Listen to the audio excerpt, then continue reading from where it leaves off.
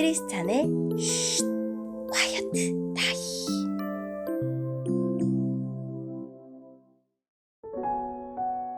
샬롬, 크리스찬 성도님들 반갑습니다. 오늘의 본문은 요나 1장 1절부터 17절까지의 말씀입니다. 본문의 제목은 도망치는 요나, 뒤쫓는 하나님입니다. 본문을 읽기 전에 어떤 내용인지 요약본을 먼저 읽어드릴게요. 하나님은 요나에게 니느웨에 가서 심판의 말씀을 전하라고 하셨지만 요나는 정반대 방향인 다시스로 가는 배를 타고 도망칩니다. 그러나 요나는 하나님을 피할 수 없었습니다. 오늘의 본문 1절입니다. 여호와께서 아미떼의 아들 요나에게 말씀하셨습니다. 일어나 저 큰 성 니느웨로 가서 그 성을 향해 외쳐라. 그들의 죄가 내 앞까지 이르렀다. 그러나 요나는 여호와를 피해 다시스로 도망쳤습니다.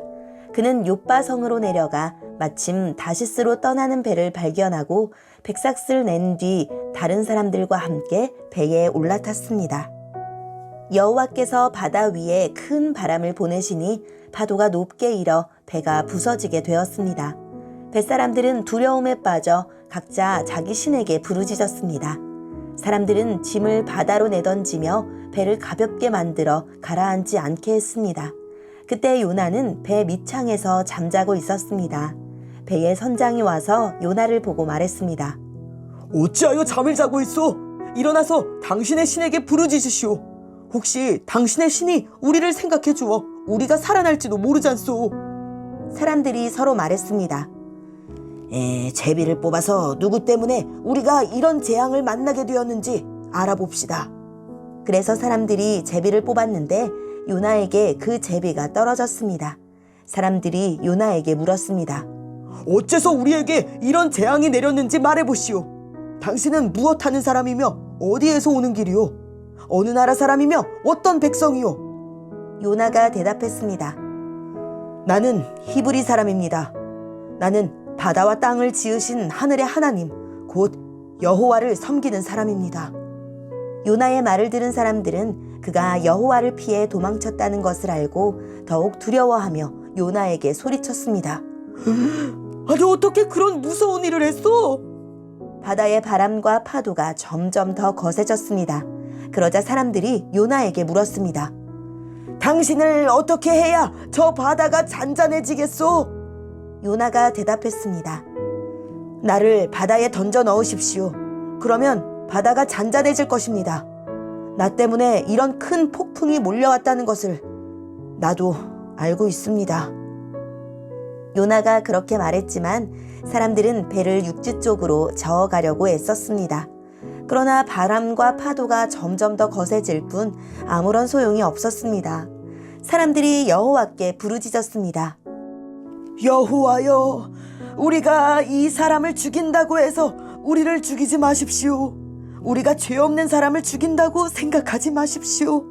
주 여호와여, 이 모든 일은 여호와께서 바라시는 대로 일어난 것입니다. 사람들은 요나를 바다에 던졌습니다. 그러자 바다가 잔잔해졌습니다. 사람들은 그 모습을 보고 여호와를 더욱 두려워하여 여호와께 희생 제물을 바치고 주께 맹세했습니다. 여호와께서는 매우 큰 물고기를 준비하셔서 요나를 삼키게 하셨습니다. 요나는 3일 밤낮을 그 물고기 뱃속에 갇혀 있었습니다. 아멘. 오늘의 본문을 통해 이해할 수 있는 부분은 무엇일까요? 주님은 요나에게 큰 성읍 니느웨에 가서 그들의 죄가 하늘에 닿았다고 외치라 하십니다. 그러나 니느웨가 멸망하기를 바랬던 요나는 순종하는 대신 주님 낯을 피해 니느웨 반대편인 스페인으로 떠나는 배를 탑니다. 주님은 요나가 탄 배에 태풍을 보내 부서지게 하셨는데 뱃사람들의 온갖 노력이 허사입니다. 한편 요나는 배 밑창에서 깊이 잠들었습니다. 하나님의 마음을 모르는 영적으로 둔감한 선지자의 모습입니다. 선장은 태평하게 자던 요나를 깨우고 섬기는 신에게 기도하라고 재촉합니다. 풍랑이 계속되자 뱃사람들이 제비를 뽑아 재앙의 이유를 알려고 하는데 요나가 뽑힙니다. 요나는 이 재앙이 자신을 벌하시는 여호와 하나님에게서 온 것이므로 자신을 바다에 던지라고 합니다. 다른 방법이 없던 벳사람들이 요나를 바다로 던지자 비로소 풍랑이 그칩니다. 이 일로 벳사람들이 주님을 믿고 주님께 희생 제물을 드리고 요나는 주님이 보낸 큰 물고기 뱃속에서 사흘 밤낮을 보냅니다. 오늘의 본문을 통해 알 수 있는 우리 하나님은 어떤 분일까요? 하나님 백성에게 파송하시던 선지자를 악독한 폭력으로 이스라엘을 괴롭히던 아수르의 수도 니느웨로 보내십니다. 이스라엘에게는 니느웨가 큰 위협이자 괴로움이지만 이스라엘뿐 아니라 온 열방을 품으시는 하나님에게는 큰 긍휼이 필요한 성읍이기 때문입니다. 하지만 일어나 동쪽 니느웨로 올라가라는 명령을 받은 요나는 일어나 서쪽의 욥바로 다시스로 내려갑니다. 자신의 조국 북이스라엘을 멸망시킬 원수 나라를 향한 하나님의 사랑을 수용하지 못하고 하나님의 얼굴을 피해 도망칩니다. 하나님의 마음보다 내 선입견을 앞장세워 적대시하거나 포기한 사람은 없습니까? 우리 하나님은 이방인의 하나님이십니다. 이방 나라 니느웨와 마찬가지로 이방인 선원들도 하나님에게 버림받은 자들로 여기는 요나는 그들 앞에서 민족적, 종교적 자긍심을 내세우지만 선지자 요나의 모습은 불신자보다 나을 게 없어 보입니다. 이방인 선원들은 배를 구하기 위해 최선을 다하지만 요나는 잠들어 있습니다. 이방인들은 자기 신에게 부르짖지만 요나는 영적으로 무감각하고 무책임합니다. 하나님이 제비뽑기를 통해 요나를 지목하시자 이방인들은 요나를 육지에 닿게 하여 회개와 순종의 길로 돌이키려 노력하지만 요나는 거부하고 반항하며 바닷속 투신을 선택합니다. 도리어 이방인들이 하나님을 두려워하며 그분의 성품과 말씀에 걸맞은 행동을 하고 있습니다. 요나의 생명을 살리기 위해 큰 물고기를 예비하십니다. 요나가 니느웨에게 적용되기 원했던 하나님의 공의가 요나에게 엄격히 적용된다면 그는 이대로 바다에서 죽어야 마땅합니다.